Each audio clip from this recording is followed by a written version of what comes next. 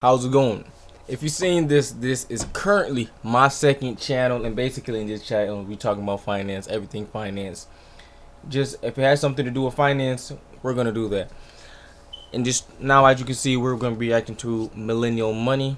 We're gonna be the first reaction, and I want to say first video to the channel, but first educational video to the channel. If you don't know who I am, I don't know what this channel gonna be called, but you should see a pop-up somewhere over here or here that's gonna show up on my current channel. If you guys sub from over there, you're gonna see who I am. And yes, I will be not talking how I used to talk back then, you know, all that foolery. This is an educational channel, and I would like to keep the channel as such. So, living on $55K a year in Jacksonville, Florida. If you don't know, I live in Florida. The cost of living in Florida is somewhat cheap. If people tell you it's like real cheap to live in Florida, they're lying.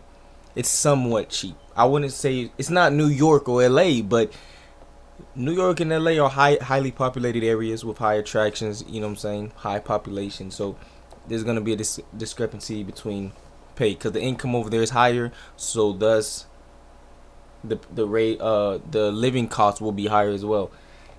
But to each his own. So let's see how she lives with 55K a year. There was a moment where I only had $5 in my bank account and my mom helped me pay my rent. I wouldn't wish that on anybody, but they said once you're at the bottom. Before she finished, I would like to say a good rule of thumb, like a good rule of thumb for me, in my opinion, is that to say you're going to be in a situation like that, you should always save up at least 3 months of living expenses. So if your cost of living is $3,000 a month, at least save up $9,000 in a savings account or some type of account that you know you won't touch until situations like this happen. So you wouldn't be left with only $5, you know, because that's what if she didn't have a mother? If she didn't have a mother, it would be even worse. I'm just saying, something for you guys to think about. There's only one way to go, and that's up.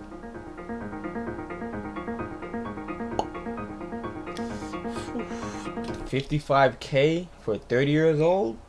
That's tough. That's I couldn't do that. You can manage at a young age. It's fine, perfectly okay. But 30, it should be getting up there, man.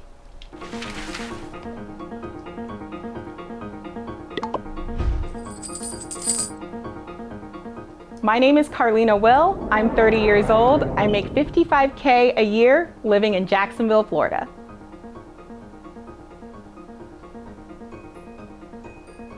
It was rough, especially being an independent woman living by myself and then moving back in with my mom. It's been a journey, but the amount of money I've been able to save and spend time with my family. Yeah, so I thought she had rent, etc. If she doesn't have rent, then she should be fine. 55K might be overkill, if anything. If you're making 55K and you're living with your parents, that's a bit overkill, and you should be within a year or two, like you in Florida especially, you should be able to buy a house like cash, if not put 50% down on a house if you're living with your parents. I should not hear anything otherwise, because your expenses should not be up. It should not be that high. Is not something I will take for granted. Oh. Look at her, she's like My baby.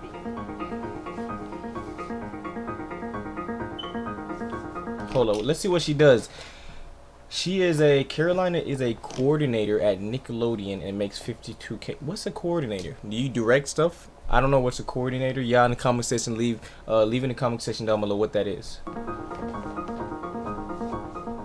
Hi, and welcome to Cooking with Carlina. On this New Year's episode, we're going to be making the French 75 New Year. Luckily, because of the time difference, I'm able to do Cooking with Carlina stuff in the morning because I don't start work at Nickelodeon until 12 o'clock East Coast time. So I have like from 8 to 12 to just work on my brand, send out emails, and then from 12 to about 9, I'm working at Nickelodeon virtually. So as you can see, she has a She has a I'm gonna say that's like a 1993 Acura Integra. I know my cars, guys. I know my cars. So as long as it's reliable and she's taking care of the car, that car should be great. It should be low on insurance and low on gas as well. She makes 55K. She could get a better car, but if she doesn't want to, that's her. I'm not gonna force her to get a better car. But this is a good expense right here. It's a low cost, good economy car. It's not the best looking, but it gets you from point A to point B. It was tough. There was a moment where I only had $5 in my bank account and my mom helped me pay my rent. I wouldn't wish that on anybody.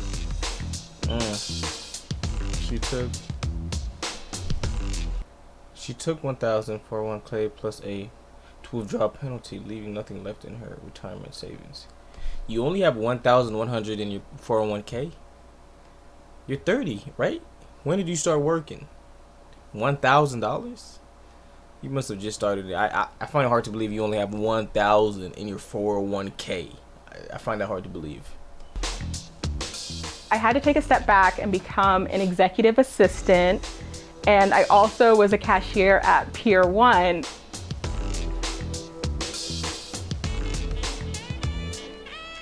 I was on Disney Plus's Muppets Now, featuring the Swedish Chef, and essentially that show is about the Swedish Chef wanting to compete against renowned chefs or influencers that he thinks he can cook better than, but when it came to me, it wasn't happening.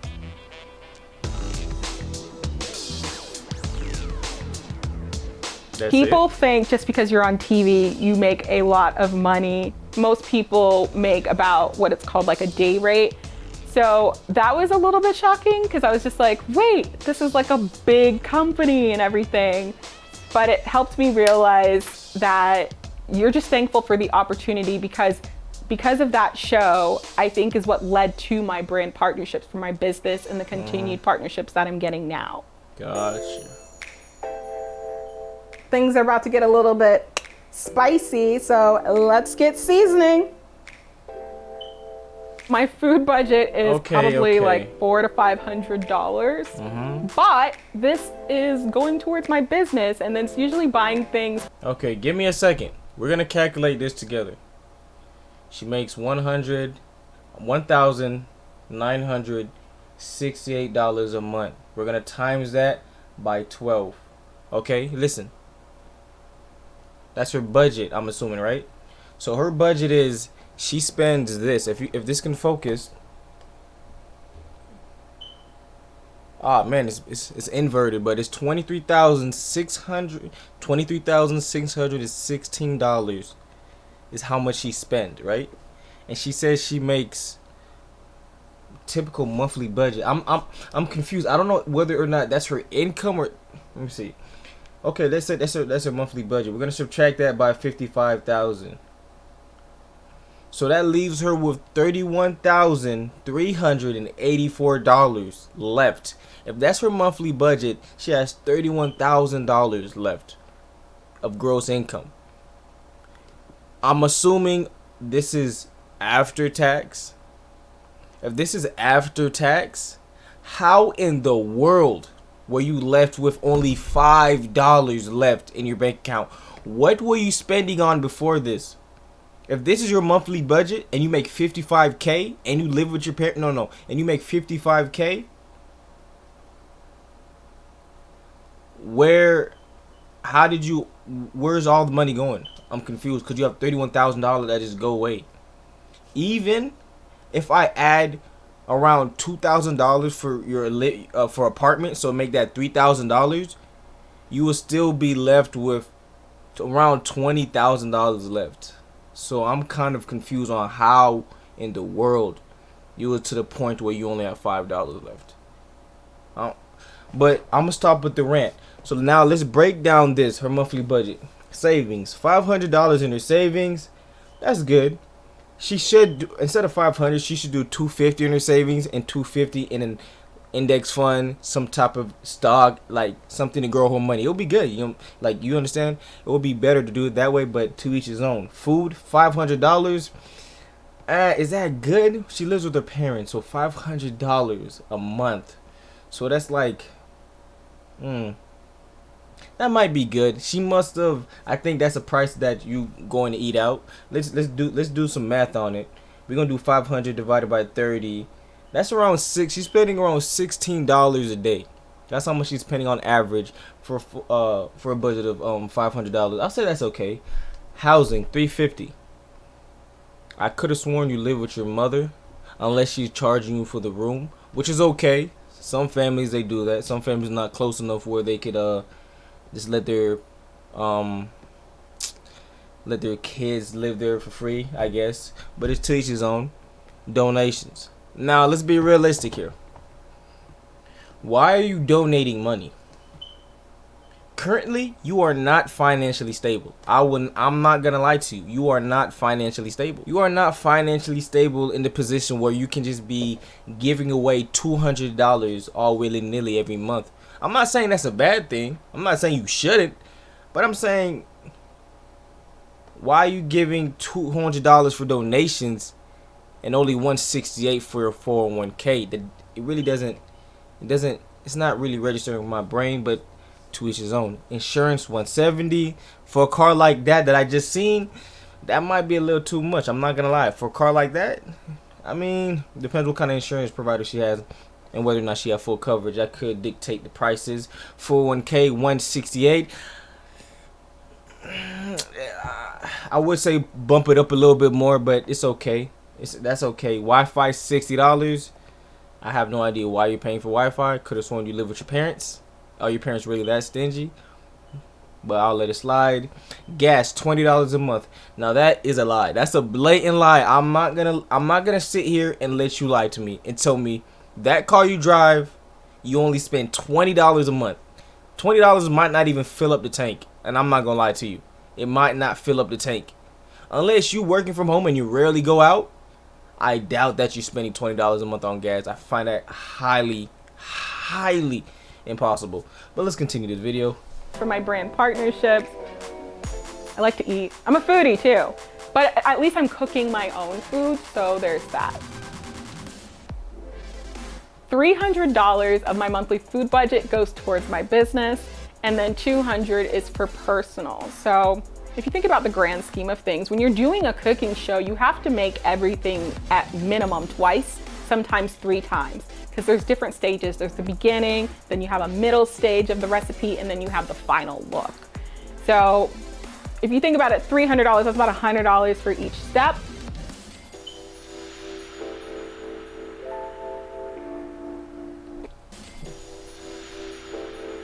Carolina makes around $3,000 per year from brand partners. $3,000 per year. So that's an extra $3,000 to her income. She also gives her mom a 20% cut of her brand deals. I'm not here to bash anybody, but why? I'm curious onto why. Did she help you? Did she record for you? I'm just curious onto why you do that. Because you're not in the you are in a situation where you fell down so bad. You fell down so bad on your butt that you had to go back to your mother's house. You understand where I'm coming from? You fell down so bad you went back to your mother's house. And now you're giving her money?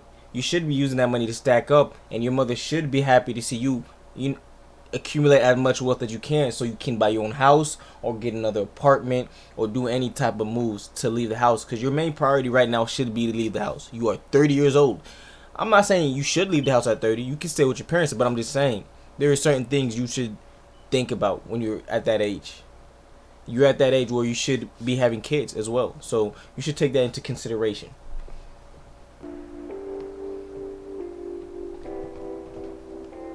I like to tell people that my mom works for me. She does get a bit of a cut from my brand partnership. She's the one who reads all of my contracts and makes sure like I'm working with great people and you know, being paid adequately for my time and just expanding on that partnership, so then they are able to come back. So it's really cool to have my mom be in my corner because So basically, your mom is your manager. Okay, I get that. She's your manager. That's why you're paying her cut. Okay, it makes more sense.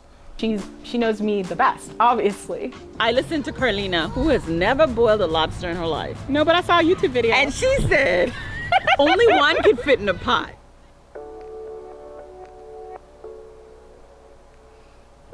And credit card debt a few years.